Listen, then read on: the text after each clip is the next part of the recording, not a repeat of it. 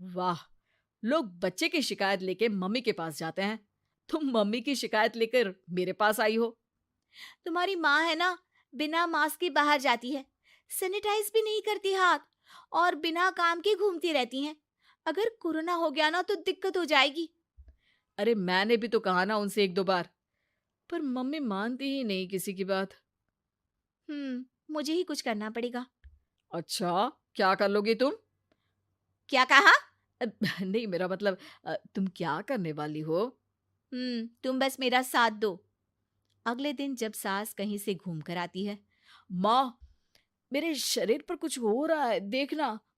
अरे ये तो खाज है। अरे मतलब खुजली। हाँ, और ये ऐसी वैसी खुजली नहीं है, फैलने वाली खुजली है। परसों तक मुझे थी, आज आपको भी हो गई। ज्यादा पास आते हो ना मेरे पास। अरे माँ के सामने ऐसी बात कर रही हो? क्या कर रही है?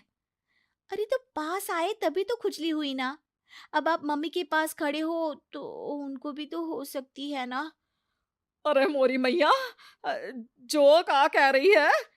सही कह रही हूँ माँ जी। अरे बेटा दूर हट ना, दूर हो जा हमसे। सोशल डिस्टेंसिंग कर लेना एकदम से। हाँ। अरे माँ जी, खुजली ही तो है।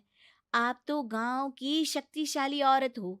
आपका क्या कर लेगी ये खुजली? खुजला खुजला के चेहरा लाल हो जाएगा। इससे ज्यादा और क्या होगा?